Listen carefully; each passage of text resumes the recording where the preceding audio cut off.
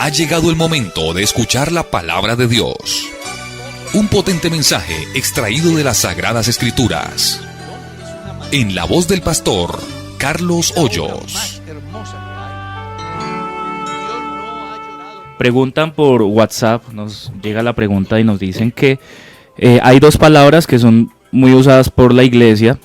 Una es doctrinas fundamentales y la otra es dispensación. Nos preguntan, ¿estas palabras están en la Biblia y qué acerca de ellas? Es bastante importante porque a veces los cristianos decimos cosas que no están en la Biblia. Sí, señor. ¿Ya? Comencemos por el aspecto de dispensaciones. La Biblia habla de la dispensación. Efesios 1:10. Acuérdese que el dispensacionalismo es un ramo de la teología que aparece en el año de 1800 y que luego en el año 1843 recibe un fuerte apoyo a través de un importante escritor como es el doctor Scofield. Tengamos en cuenta que el dispensacionalismo hay varias ramas, una que son los dispensacionalistas normales, otros que son los ultradispensacionalistas, es decir, que llevan al extremo, y otros que son adispensacionalistas. No. Y hay otros que en vez de dispensaciones se llaman los defensores del pacto, donde dividen la historia de la humanidad en dos, pacto de obras y pacto de gracias. Pero realmente en la Biblia no aparece la palabra dispensaciones, plural. Solo aparece dispensación, una sola vez, Sí, señor. en Efesios 1:10. 1:10. Ya el manejo de distribuir el tiempo fue por vía exegética. Como dijimos, hay varias escuelas.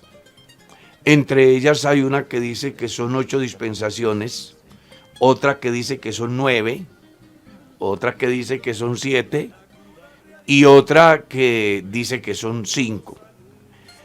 Y hay otra que se llama los defensores del pacto, que por supuesto ellos no piensan en dispensaciones, sino en pactos, 2 pactos. Entonces es bueno que usted tenga en cuenta. Le recomiendo que se lea un librito que titula Dispensacionalismo Hoy. Así se llama el librito. No es muy voluminoso, pero sí puede ayudarle a entender de alguna manera cómo es que se da ese desarrollo de el dispensacionalismo. Entonces, el dispensacionalismo viene más bien es por vía exegética. No aparece en la Biblia como tal. Pero la palabra dispensación quiere decir mayordomía. Y ya cuando entramos al campo de mayordomías, pues sí vamos a encontrar varias veces en la Escritura cómo Dios actúa de diferente manera con un pueblo en diferente etapa de la historia. Y creo que es de ahí donde se deduce dispensaciones. Sí, señor. ¿Ya? Con respecto a la palabra doctrinas, la Biblia no menciona la palabra doctrinas. La Biblia solo habla de la doctrina. Ten cuidado de ti mismo y de la doctrina. Si alguno causa divisiones en contra de la doctrina, ¿cierto? Un singular. Siempre va un singular. El Evangelio es la doctrina de Cristo. El manejo de doctrinas fundamentales también viene por vía exegética. Los estudiosos de la Biblia les pareció importante extraer, hacer la exégesis del párrafo y encontrar una palabra importante y entonces organizar un pensamiento relacionado a una doctrina. Pero realmente ni Jesús habló de eso. Jesús habló de la doctrina. Pablo habló de la doctrina. Juan habló de la doctrina. Si alguno viene a vosotros con una doctrina diferente a la que habéis aprendido, no lo recibáis en casa ni le digáis bienvenido. Usted va a encontrar en la Biblia por toda parte el término singular. Así que la palabra doctrina es plural, eso ya es asunto de interpretación, mas no tiene nada que ver con que se encuentre registrado como tal en la Biblia.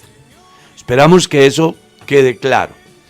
¿Tenemos otra pregunta? Sí, señor, a través de, pues les aclaro, yo voy a estar formulando las preguntas de YouTube, tanto las de Kennedy Gospel Radio como las de Radio Ipuc. Entonces primero vamos a ir con una de Kennedy Gospel Radio y en el próximo turno entonces seguirá una de Radio Ipuc. Y la pregunta es la siguiente: Dios les bendiga, mis hermanos. Mi pregunta es, ¿qué eran los eunucos?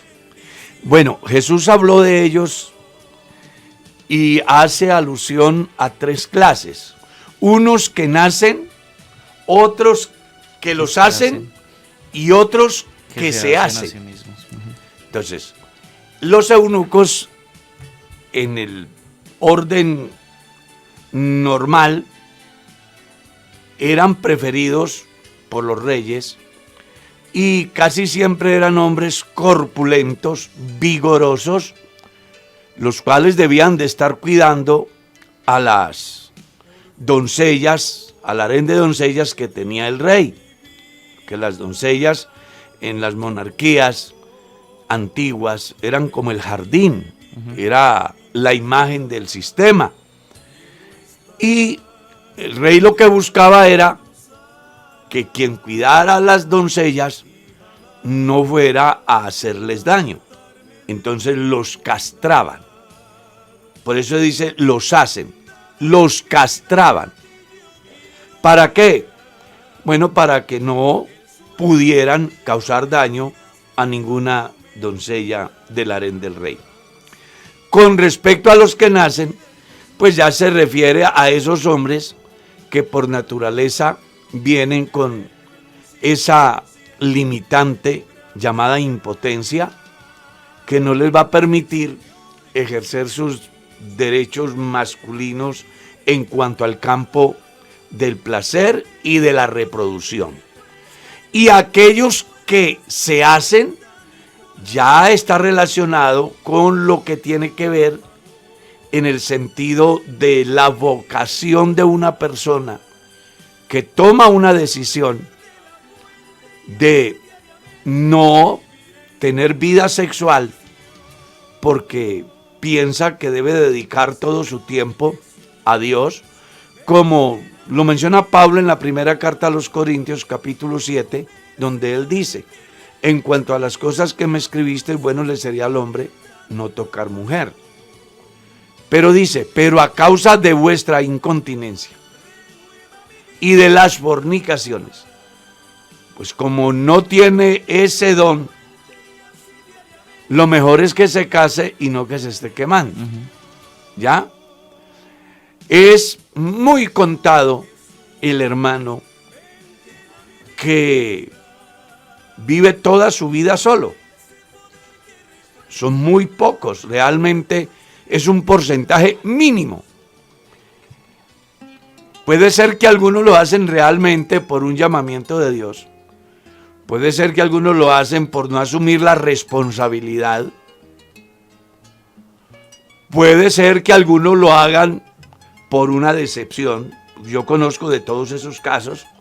He hablado con hermanos que dicen: venga hermano, ¿y usted con tantos años, y por qué no se ha casado? Digo, lo que pasa es que yo tuve novias antes de creer al Evangelio, y un día creí al Evangelio y me enamoré de una de tal manera que tomé la decisión de casarme. Pero un día me di cuenta que esa persona me engañaba. Desde entonces yo tomé una decisión: dejar todo ahí y consagrar mi vida al Señor. ¿Ya? Conozco a otros que lo han hecho porque realmente dicen que quieren dedicarse absolutamente a la obra de Dios. Y Pablo decía que el que se casa tiene cuidado de cómo agradar a su mujer, mas el soltero de cómo agradar a Dios. Entonces, espero que esa pregunta también les quede clara. ¿La otra? Bueno, vamos con una pregunta de Facebook. Nos pregunta por acá una oyente, dice que si los hermanos del Señor Jesús escribieron alguna de las cartas que figuran en la Biblia. Santiago y Judas son las dos cartas de los hermanos de Jesús. Usted las encuentra en el Nuevo Testamento. Por aquí yo quiero aprovechar que me llega a mi Face una preguntita de una niña. Ahí se me embolató. Sí, aquí dice: buenos días. Mi nombre es Carla, tengo 7 años, tengo una pregunta. ¿Por qué Dios nos creó o por qué creó la humanidad? Gracias por su respuesta. Bueno, qué interesante la pregunta de Carla. Es bastante profunda su pregunta. Puede ser que alguien no le haya prestado la atención, pero eso es más profundo de lo que cualquiera persona pueda llegar a imaginar. Voy a hacerle un comentario.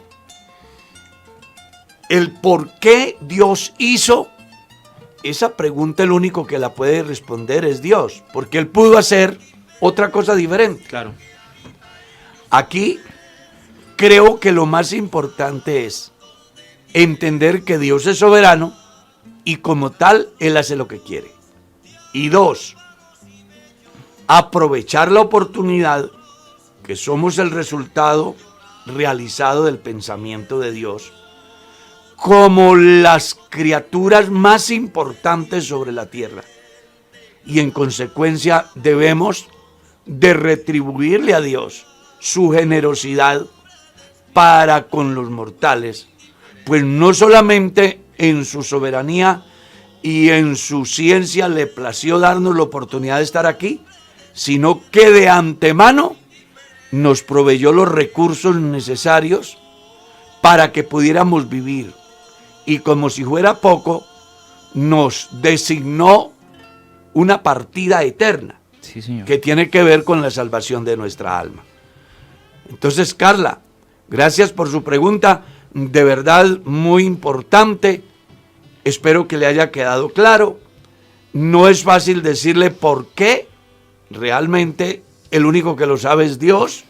Nosotros solamente somos el resultado de Dios, del pensamiento divino, y además beneficiados por su provisión, no solamente para la estadía en la tierra, sino también para la eternidad.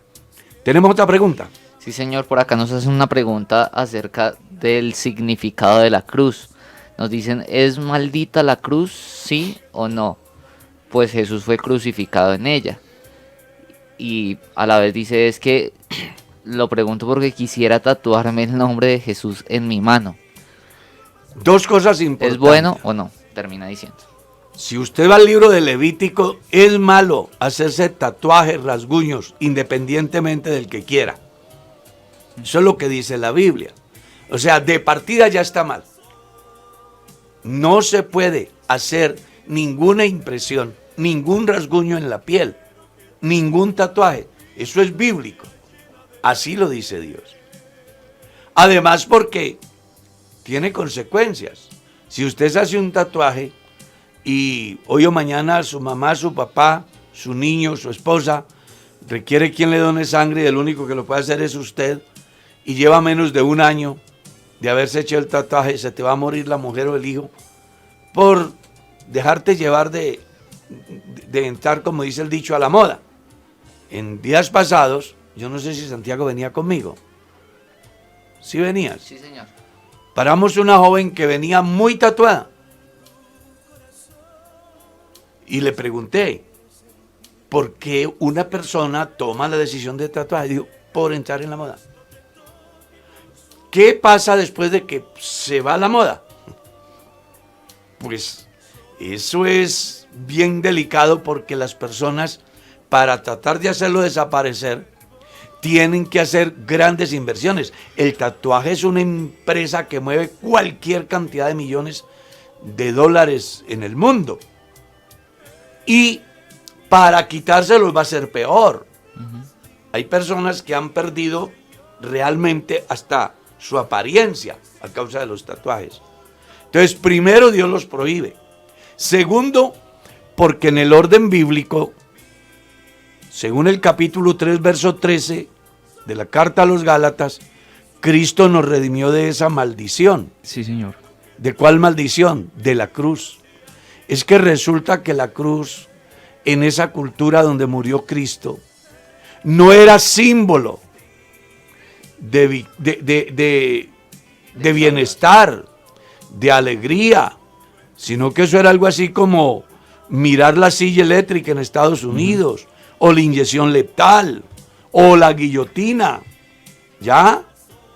Lo que pasa es que la religión católica copió una tradición del sistema babilónico del dios de Tammuz. Tammuz se escribe con T, y entonces ellos copiaron esa primera letra y le han adjudicado como sagrado, todo porque ahí murió Cristo. Y entonces hay una cantidad de personas que adoran la cruz. Y resulta que en Éxodo 20, Dios dice, no te harás imagen ni ninguna semejanza, ni de lo que hay en el cielo ni en la tierra. Entonces, cuando una persona se hace una imagen, en este caso, la cruz, y con el agravante de plasmarlo en su piel, pues está cometiendo dos graves errores que prohíbe Dios. Claro. Y aún tres. El primero, Dios prohíbe los tatuajes, como ya dijimos. El segundo, Dios prohíbe la idolatría, ¿cierto? Y el tercero, pretender llevar a santo algo que fue el lugar más cruento donde ha muerto nuestro Cristo. Al que hay que adorar no es a la cruz, sino al que murió en la cruz. Y por eso Pablo en la carta a los en la carta a los Gálatas, capítulo 3, verso 13 dice, Cristo nos redimió de la maldición de la ley. ¿Cuál era la maldición? Bueno, que todo hombre que fuera culpable, reo de muerte, era crucificado. ¿Qué es lo que hace Cristo? Muere allá para que a usted y yo no vayamos a ocupar ese lugar. Claro que sí. Entonces, si alguien piensa que la cruz es sagrada, debería de pensar que los clavos también son sagrados, y que el martillo también es sagrado, y que las manos de quien lo crucificaron también son sagrados, y que el que dio la orden de crucificarlo también es sagrado. Aquí la cosa es mucho más de lo que simplemente representa una cruz. En el orden bíblico es símbolo de maldición, así de sencillo, símbolo de maldición. Algunas comunidades cristianas la usan, pero la Iglesia del Señor no la usa, porque pues tenemos ese punto de vista, y no por ocurrencia pastoral, sino porque realmente es bíblico. Sí, señor. Pues no sé cuántos estarían dispuestos a rendirle culto a la horca, a la soga, o a la pistola con la o que a la matan pistola con que matan a alguien, al fusil con que fusilan a alguien. Porque en el mundo hay muchos países donde existe la pena de muerte y tienen una figura diferente, ¿cierto? Entonces es bueno que le pongamos cuidado a eso. Nos preguntan por Facebook, él quiere saber si los discípulos fueron bautizados. Él nos dice que él ha leído que Pablo fue bautizado, pero quisiera saber si los demás discípulos también lo fueron. Si Jesús lo fue, también sus discípulos. Ahora, no podemos mostrar a la luz de la Biblia, Pedro fue bautizado en tal parte. Pero, ¿cómo hace Pedro para hablar del bautismo si no lo conoce, si no lo ha practicado? Usted lee en Hechos capítulo 2 que Pedro convoca a la multitud a que se hagan bautizar. ¿Y por qué tenían que hacerlo? Si él nunca lo había practicado. Jesús se bautizó, dijo, cumpliendo ¿qué? Toda justicia. Es decir, si yo lo hago, los que vengan deben de practicarlo. Sí, señor. ¿Por qué? Porque es la aspiración de una buena conciencia. Es la manera de decirle a Dios, cumplo con tu demanda, y de decirle al mundo, el evangelio es la verdad. Y de decirse a sí mismo, ahora tengo paz porque he hecho lo que Dios me mandó. Otra pregunta. Bueno, pastor, por acá hay varias preguntas, pero en el orden que nos han llegado, nos preguntan a esta hora, Dios les bendiga, el Señor les siga bendiciendo.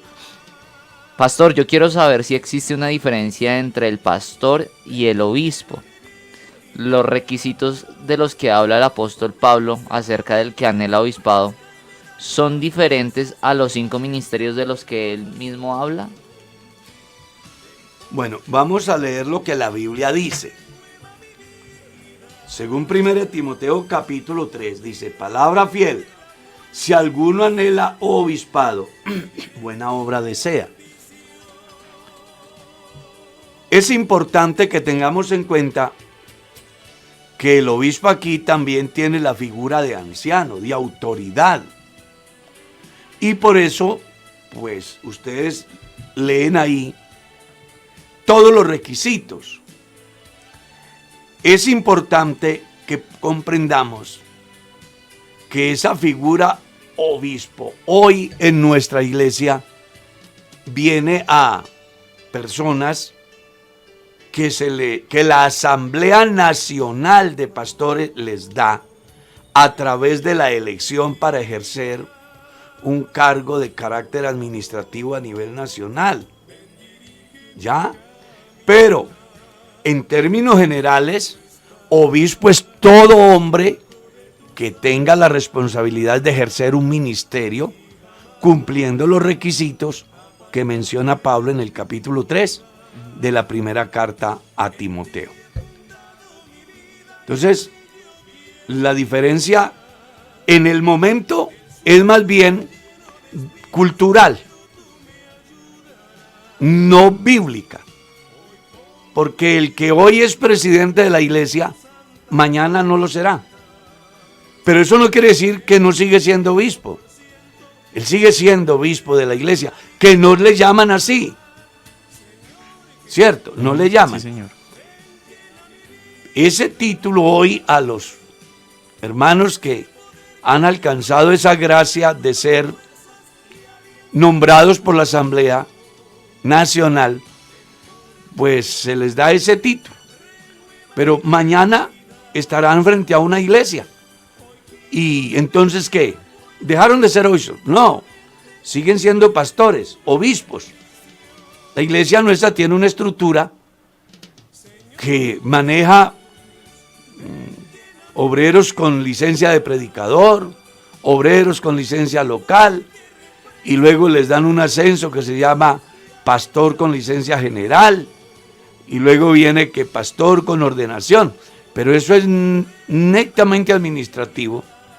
En el orden bíblico simplemente son pastores, obispos de la grey, o pastores de la grey de Dios. Sigamos. Nos hacen... Dale. Bueno, nos hacen una pregunta también acá por Facebook, dice la señora, que ella entendía que en la Biblia había días de reposos mensuales y anuales y demás. Consideraba ella que el Señor Jesús había muerto en un día de esos de reposo.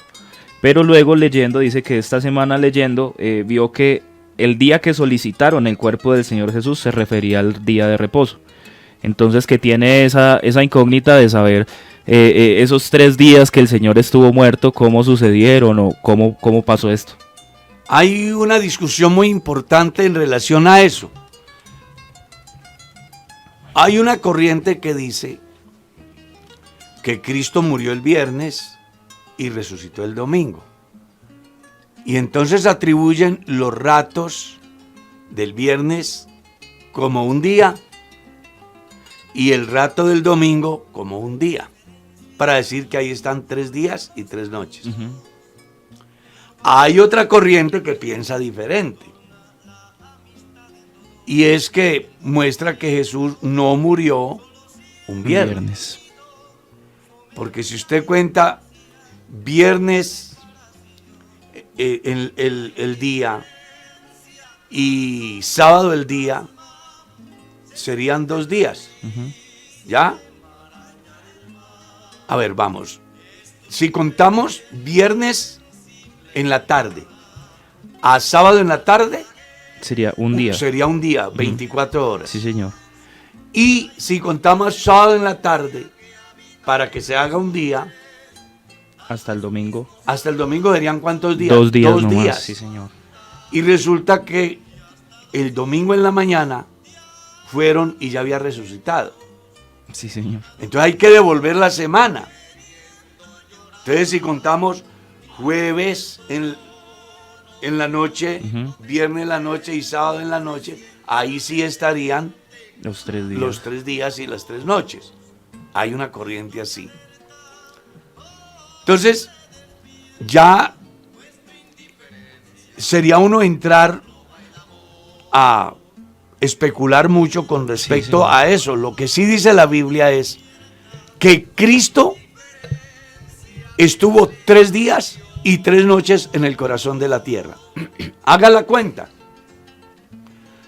Si Jesús murió el viernes en la tarde según la religión, y un día y una noche son 24 horas, el sábado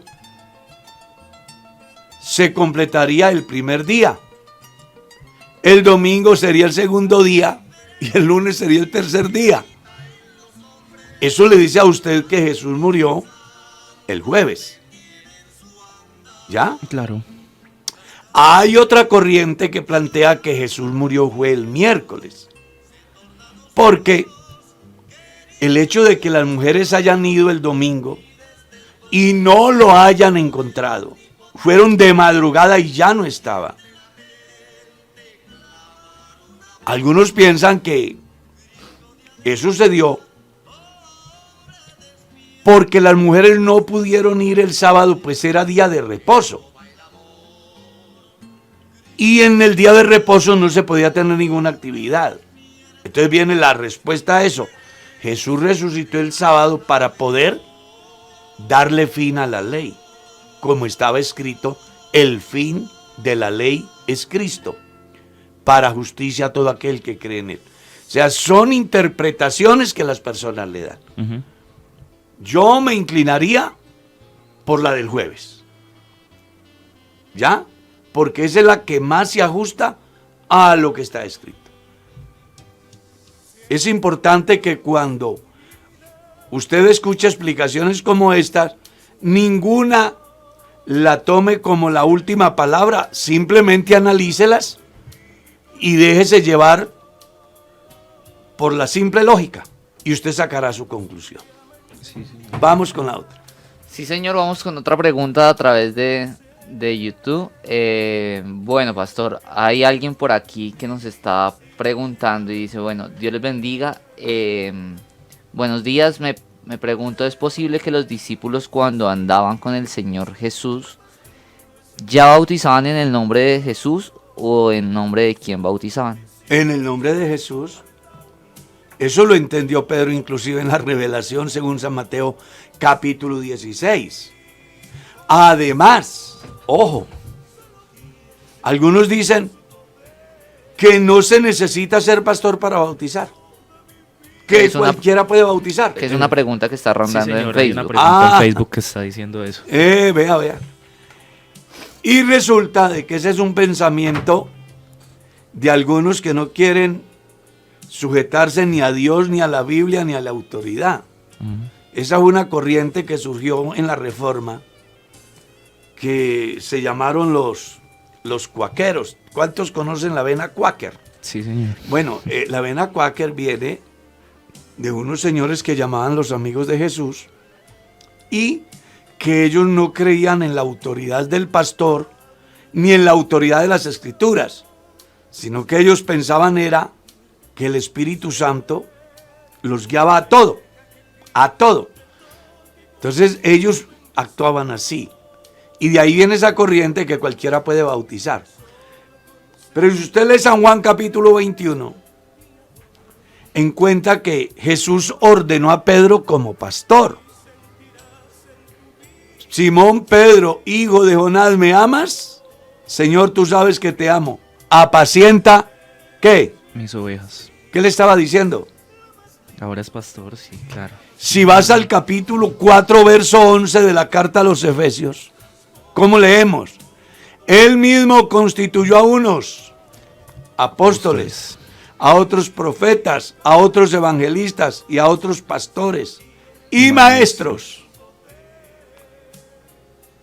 Es decir, la herramienta que Dios utiliza para hacer posible que los hombres estén preparados para toda buena obra.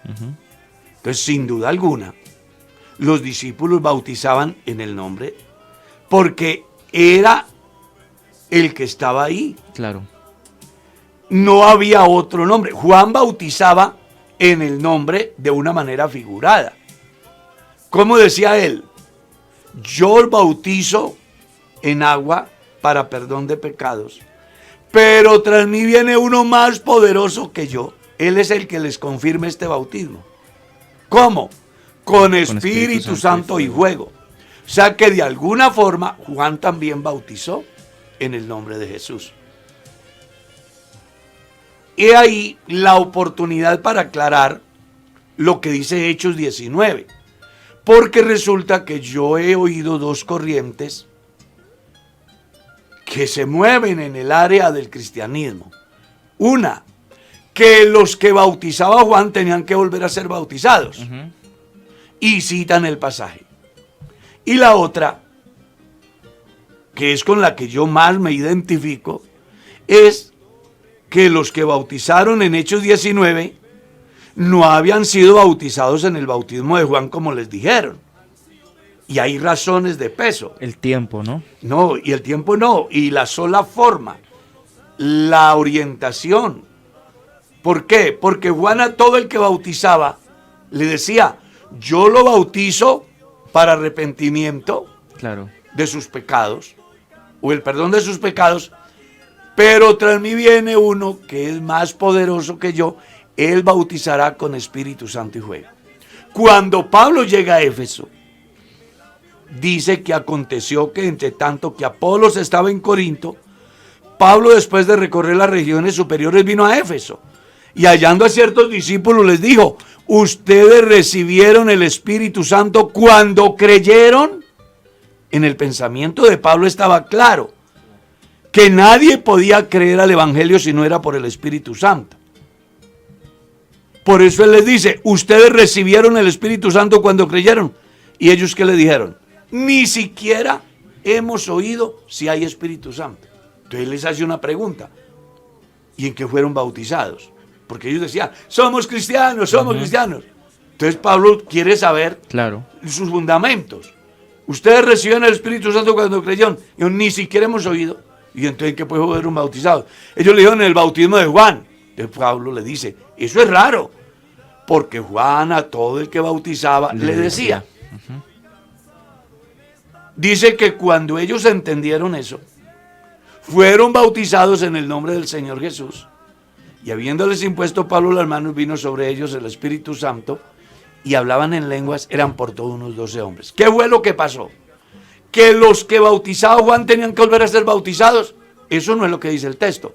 Lo que el texto está diciendo es que hubo un presunto discípulo de Juan, de esos libertinos que hay por ahí que andan diciendo que tienen poder para hacerlo, y no conocían ni siquiera la doctrina, y los bautizó. Y por eso cuando ellos entienden y son discipulados, Pablo los bautiza. Porque acuérdense que el orden bíblico es ir y hacer discípulos. Y para ser un discípulo es enseñarle todo lo relacionado a lo que es el bautismo, las implicaciones y en qué nombre. Cosa que los señores de Éfeso no sabían. Como el bautismo es la aspiración de una buena conciencia. Ellos no se sintieron bautizados, porque no los habían doctrinado, porque no sabían ni siquiera si había Espíritu Santo. Claro. Entonces Pablo dice, no, hay que bautizarlos. Y volvió a bautizarlos. En síntesis, es muy similar a lo que pasa con las personas que vienen hoy a la iglesia. Ellos dicen que fueron bautizados, pero no saben para qué. Es más, entre la misma religión no saben definir los practicantes de la religión para qué los bautizaron. Unos dicen, para quitar el pecado original. Y si eso fuera cierto, el hombre no moriría. No moriría. Sí, señor. Porque la razón de la muerte es el pecado llamado genético u original. Claro. ¿Ya? La teología tomasista enseña que es la forma de transmitirle la bendición de los padres a los hijos, así como las promesas de Dios hechas a Abraham a su descendencia a través de la circuncisión. Eso es lo que dice la Suma Teológica de Tomás de Aquino. Pero en el orden bíblico, el bautismo no es para transmitirle la bendición de los padres a los hijos, ni tampoco es para quitarle el pecado original. El bautismo es para el perdón de los pecados. ¿Cuáles? Los pecados de conciencia. Porque ya sabemos que el pecado genético no tiene medicina. La única es la muerte. Sí, señor. Cuando el hombre muere, dice, se hizo justicia en razón a la transgresión de uno. Que eso es lo que dice el capítulo 5 de la carta a los Romanos, verso 12. El pecado entró por un hombre y la consecuencia del pecado, ¿qué es? La muerte. Y a causa de ese pecado, la muerte pasó ¿a quién? A todos los hombres. ¿En razón a qué? A que todos pecaron. Ahí tiene usted. Entonces, cuando el hombre muere, se acaba el problema del pecado original. Sí, señor. Entonces, ¿para qué sirve el bautismo? Para quitar los pecados de conciencia. ¿Cuáles son? Esos que yo cometo a partir del momento que tengo la capacidad de establecer las diferencias entre qué es lo bueno y qué es lo malo. Estoy en condiciones de tomar decisiones. Espero que también quede clara esa... Es importante, pastor, esta pregunta ha generado varias incógnitas y hay una muy recurrente. Nos preguntan, entonces cuando alguien está pronto a la muerte, cercano a la muerte y no hay un pastor quien lo bautice, ¿un hermano podría bautizarlo? No, no puede bautizarlo, a menos que tenga la autoridad, la investidura de la autoridad de la iglesia. Claro. ¿Ya? Pero no se puede culpar ni a la iglesia, ni al pastor porque no estuvo en el momento de la muerte del presunto candidato al bautismo. Regla número 1, la iglesia no bautiza niños. Uh-huh. O sea, siempre se bautiza gente que tenga uso de razón, Claro. que pueda tomar decisiones. ¿Y cuántos años tenía el Señor? 50 años. Y se murió sin el bautismo porque el pastor no vino a bautizarlo. Porque más bien no dice 50 años de oportunidad y no la aprovechó. Claro, sí, señor. En el reciente pasado, alguien cuestionaba severamente eso, que por qué no podían bautizarlo. Que si se moría, que... Bueno, se murió porque simplemente él tuvo 40, 50 años, Dios tocándolo, y ahora en el momento que ya no tiene tiempo, ahora sí quiere. No. O el caso que va más allá, el creyente que viene donde uno como pastor, hermano pastor, es que mi mamá está muy grave y yo quiero que vaya y la bautice para que no se vaya a perder. ¿Cuántos años tiene tu mamá? 80 años. ¿Ve? No. ¿Oye? No. ¿Está consciente? No. Pero los cristianos tienen aferrada la tradición católica que creen que yo hago la obra por mi papá y él se salva. Uh-huh. No. El arrepentimiento y el bautismo es una decisión que cada individuo debe de tomar. Y que textualmente dijo Jesús: vayan y prediquen el evangelio a todo el mundo y a toda criatura. El que crea el evangelio y se bautice será salvo. Sí, señor. Yo soy el que tengo que tomar la iniciativa y tengo que hacer el esfuerzo. Tiene que ser consciente. Ese pensamiento solo servía en la teología tomasista que decía acerca del bautismo de la buena fe, que ellos creían y enseñan que si yo me estoy muriendo en un campo y no soy bautizado y quiero bautizarme, pero como hemos dicho, dejan todo para la última hora. Entonces me traen en 4 tomado en una camilla y en el camino me muero. Pues este se salva porque pensó en el bautismo. Eso no dice la Biblia. Esos son conceptos religiosos. Sí, señor. Nosotros solamente tenemos que creer algo que es real, lo que la Biblia dice. El que creyere y fuere bautizado. Ahora, se me ocurre a mí, porque tampoco está registrado en la reglamentación de la iglesia. Pero suponga que el señor Pepe está a 10 horas de aquí y allá está el hermano Sebastián y el hombre está muy grave, no puede venir, no puede desplazarse, y Sebastián llama a su superior, me llama a mí: hermano, el hombre está pidiendo el bautismo, ¿qué hacemos? Ni yo puedo decidir en ese momento. Yo tengo que llamar a mi autoridad superior. Claro. Porque eso es un caso atípico. Ujú. Y creo que mi autoridad superior, que es el supervisor, posiblemente tenga la facultad de tomar esa decisión. Pero lo más seguro es que él tendrá que acudir al honorable consistorio de ancianos para que ellos den la autorización. Claro. Entonces el consistorio le diría: sí, señor supervisor, queda autorizado para que delegue a la persona. Entonces ya el supervisor llamará al pastor y el pastor llamará a la persona para que lo bautice. Pienso que, pero ojo, eso es una manera de verlo yo. Ujú. No es que esté estipulado ni en la reglamentación ni en la Biblia.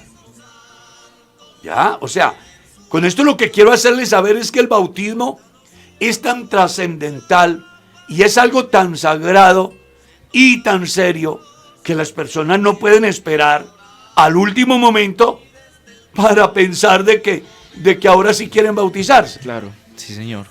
Yo les quiero contar una anécdota que viví.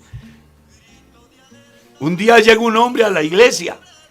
Lo primero que él me dice: pastor, yo he sido ateo toda la vida, pero hoy quiero bautizarme. Y a mí me sorprendió.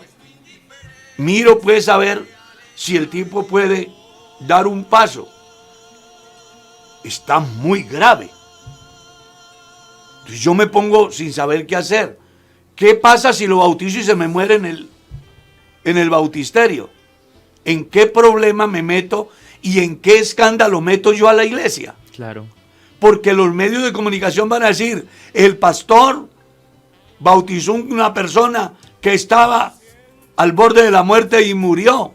Y entonces se forma un desorden y nosotros tenemos que cuidarnos. Claro. Y también cuidar de que no se hable mal de la iglesia cuando se pueden evitar esas cosas.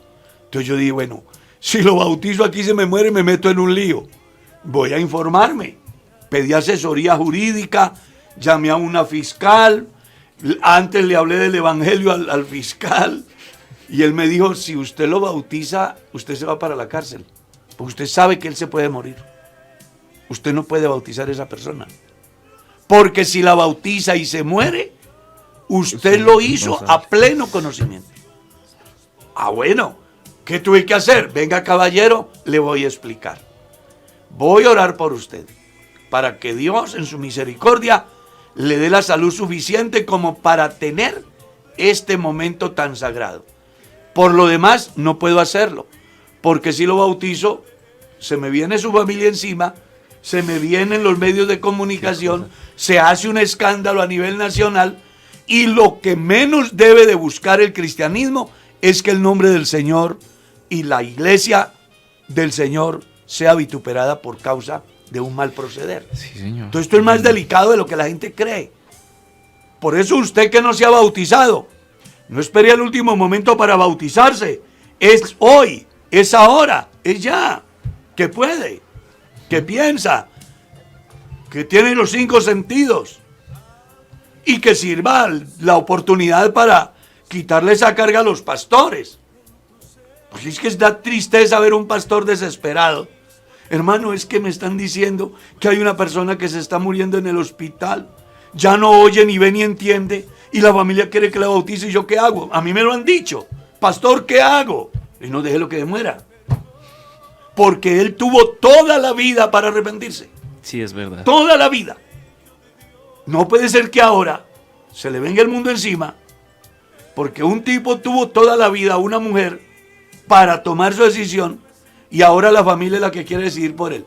Claro. Cuando la salvación no es a través de mi familia, sino a través de mi obediencia a Dios, cumpliendo con las demandas divinas. Y eso no lo puede hacer nadie por mí. La salvación es individual. ¿Hay otra pregunta? Sí, señor. Bueno, ya aquí es una pregunta, digamos que menos doctrinal. Es sobre algunos casos que se les presentan a hermanos de la iglesia que tienen su propiedad y tienen algunos apartamentos en arriendo. Ellos preguntan si está bien o no está bien arrendar uno de esos apartamentos a una pareja que vive en unión libre. ¿Qué concepto o qué consejo mejor le podría dar usted acerca de eso? Hay dos maneras de verlo. Una cosa es que yo entregue mis apartamentos a una inmobiliaria, ¿cierto? Otra cosa es que yo los arrende personalmente. En mi caso, no aparece en la Biblia un texto que diga no arriende o sí arriende. Ya esto es una respuesta muy subjetiva, muy ubicada dentro de lo que uno piensa. Si yo tengo apartamentos y yo mismo los arriendo, yo sí coloco unos parámetros. ¿Usted tiene perros? Sí, no le puedo arrendar con perros. ¿Por qué? Bueno, porque no dejan dormir a los vecinos. Entonces va a tener problemas con los vecinos. ¿Cierto? Entonces, así como coloco yo esa reglamentación, también puedo decirle, vea señor, el apartamento sí está para el arriendo, pero hay una exigencia. Sí. No puedo arrendarle ni a parejas así, ni así, ni así, para no ir más allá. Ya. Solamente gente que esté legalmente casada por su iglesia católica, por la notaría, por el juzgado o en la iglesia cristiana. Y aprovecharía la oportunidad para hablarles del evangelio. Eso haría yo. Puede que alguien dice, no, pero es que yo necesito la plata. Bueno, entonces no sé si usted le alquilaría una cama a una pareja que viene porque quieren pasar un rato chévere. Sería bueno que lo pensara. Aclaro, es una opinión personal. Vamos con la otra pregunta. Dice, nos dicen por Facebook, Dios le bendiga, pastor, hay un hermano, lleva 15 años en el evangelio y no ha recibido el Espíritu Santo, pero es buen evangelista. Si el Señor viene por su iglesia, ¿él es salvo o no? Ese es una inquietud que se ha dado y que hay gente malintencionada. En el jueves pasado hubo alguien que hizo un comentario bastante desagradable en El Pastor Responde. Yo no sé si ustedes lo verían. Que hay que recibir el Espíritu Santo, no como dice la Iglesia Pentecostal Unida de Colombia, decía, que no hay que recibir el Espíritu Santo. Eso es mentira. La Iglesia nunca ha predicado eso. Nunca lo ha creído. Y nunca lo cree y nunca lo creerá. Si algo tiene claro la Iglesia del Señor en Colombia, es que el Espíritu Santo es el motor de esta iglesia, es la vida de esta iglesia, es la razón de esta iglesia. Con eso, como para responderle a las personas que son malintencionados, que llamándose en cristianos, buscan generar divisiones en la iglesia del Señor, Sí, señor. aprovechando palabras que les dan una interpretación diferente a lo que la iglesia enseña. Entonces, regla número 1, la iglesia jamás ha predicado que no se necesite el Espíritu Santo. Eso debe de quedarle claro desde el más pequeño hasta el más grande. ¿Qué es lo que nosotros creemos? Nosotros creemos en un Señor, una fe y un bautismo. ¿Qué es lo que creemos? Que el Espíritu Santo comienza a obrar en el hombre desde el momento que el hombre oye el Evangelio. Y no se lo digo porque a mí se me ocurra. Abran la Biblia en el Evangelio según San Juan, leámoslo, porque esto sí podemos darle respuesta bíblicamente. Aquí sí podemos hablar de Biblia, ¿cierto? Porque esta sí, aquí sí no va a haber ningún problema.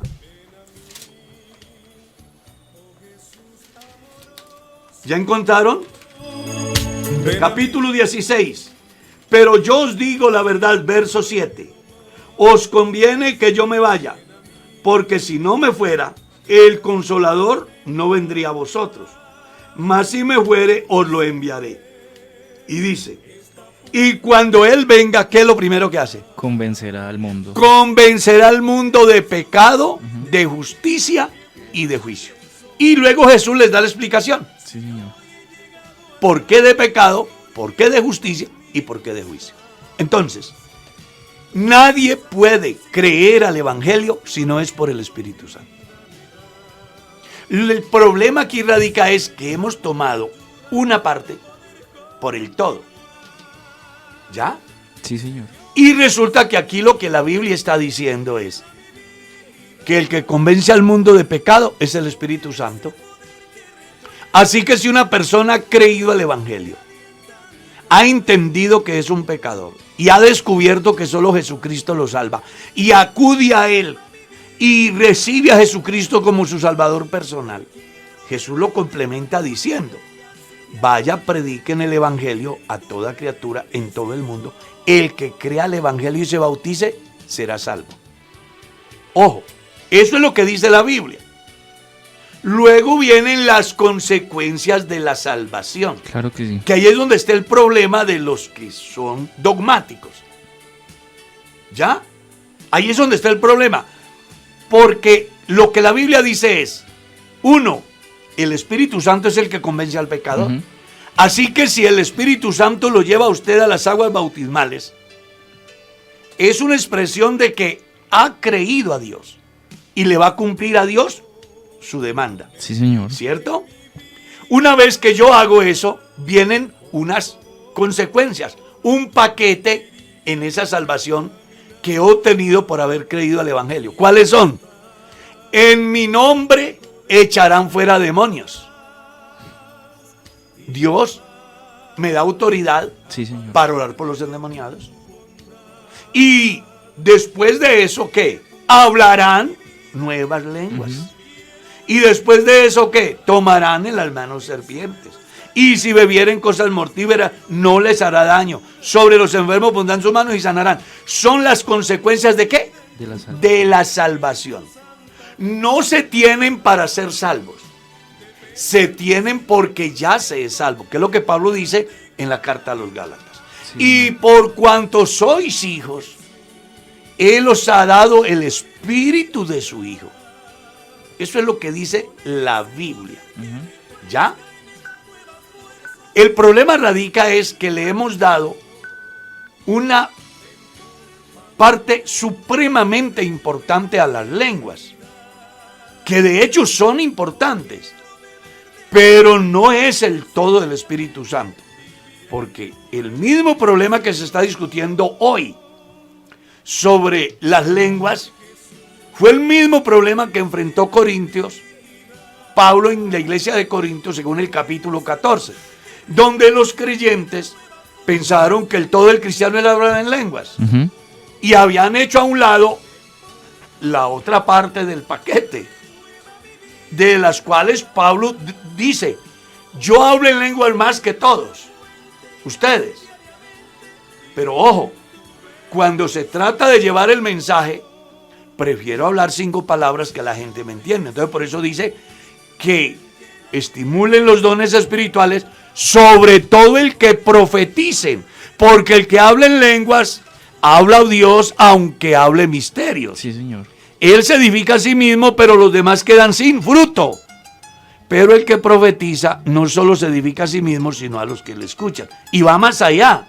Dice en el capítulo 14, las lenguas son dadas a los incrédulos. Ojo con eso. Y les aclara, si están en un culto y todos hablan en lenguas y llega una persona que no conoce, ¿qué dirá? Claro. No dirán que están locos. Entonces viene el otro cuestionamiento. Pastor, pero es que la Biblia dice que los del Pentecostés hablaban en lenguas, que Hechos 8 hablaban en lenguas, que Hechos 10 hablaron en lenguas, que Hechos 19... Claro, y yo en el año 1973 también experimenté por primera vez el hablar en lenguas. Y hablo en lenguas más que muchos. Lo que pasa es que yo no puedo decir que si una persona no ha hablado en lenguas no tiene el Espíritu Santo. Eso no lo puedo decir yo. Porque ¿cómo es que este tipo del cual hablan aquí tiene 15 años, es un gran hermano, de buen testimonio, un gran evangelista y no tiene el Espíritu Santo? Todo porque no ha hablado en lenguas. Pero si es un evangelista y ha orado por un endemoniado y ha sido libre, ¿qué? Si ha orado por un enfermo y se ha sanado, ¿qué? ¿Acaso eso no es también la consecuencia? Entonces aquí no podemos manejar extremos. ¿Ya? Entonces la pregunta que hacen aquí, si él se muere o el Señor viene, ¿se salva o se queda? Bueno, yo le digo lo que la Biblia dice. El que creyere y fuere bautizado, este será salvo. Yo no puedo decir más. Amén, sí, Señor. Eso es lo que la Biblia dice. Después de que yo soy salvo, Dios me tiene un paquete enorme. ¿Que son qué? El fruto del Espíritu. Amor, gozo, paz, paciencia, benignidad, bondad, fe, mansedumbre y templanza. Dios me tiene más. Los dones del Espíritu. ¿Cuántos son? No tienen número. Dios me tiene más. Los ministerios por el Espíritu. Dios me tiene más. El resultado de toda la operación del Espíritu por el mismo Espíritu. Claro. Pero aún eso no es toda la obra del Espíritu en la vida del creyente. Porque la finalidad de la presencia del Espíritu Santo en la vida del creyente no es hablar en lenguas, no es sanar enfermos, no es ser un pastor. Esa no es la finalidad final.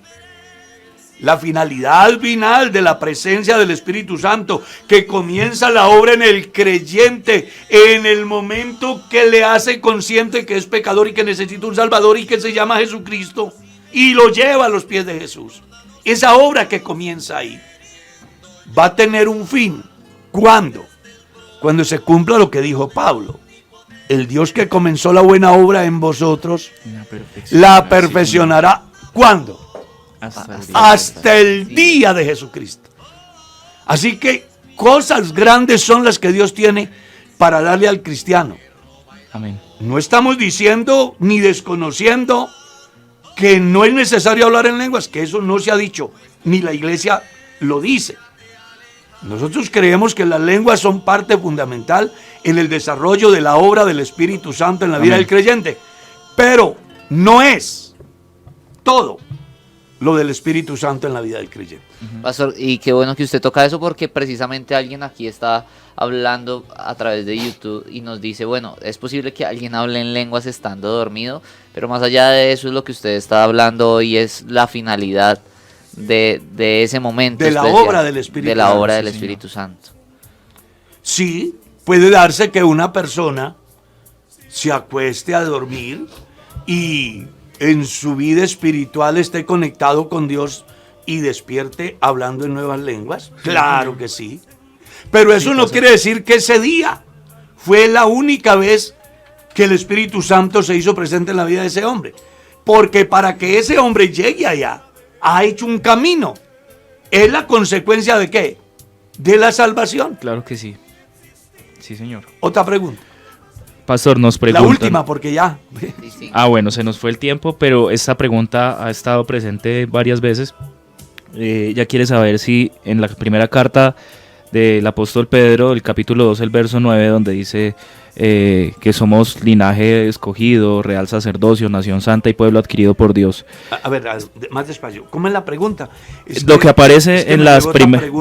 Perdón, entonces, sí, lo que aparece en la primera carta del apóstol Pedro, el capítulo 2, verso 9, más vosotros sois linaje escogido, real sacerdocio, nación santa. Ella quiere saber si esto está dirigido a la iglesia o a Israel. A la iglesia. Acuérdese, lea el primer versículo del capítulo 1. Pedro, apóstol de Jesucristo, a los expatriados de la dispersión en el Ponto, Galacia, Capadocia, Asia y Bitinia. Está hablando de la iglesia que sufre la dispersión después de la muerte de Esteban. Acuérdese, primera y segunda de Pedro. la carta de Santiago, ¿ya? La carta a los hebreos fue dirigida a la misma iglesia que había creído, al sermón de Pedro en el capítulo 2 y luego al sermón de Pedro después de que el paralítico del templo de la Hermosa Sí, fue señor. sanado. Y los creyentes que había, después de la muerte de Esteban, se desata una persecución Fueron y donde dispersos. ellos van colocando la llama del evangelio, y entonces se presenta esta situación a la cual Pedro les hace saber que no son cualquiera, que son un real sacerdocio, a diferencia del mosaico, que era por familia. Este es por llamamiento divino, una nación santa que Dios ha santificado, un pueblo que Dios compró a precio de sangre, con una finalidad: anunciar las virtudes de aquel que los llamó de las Amén. tinieblas a su luz.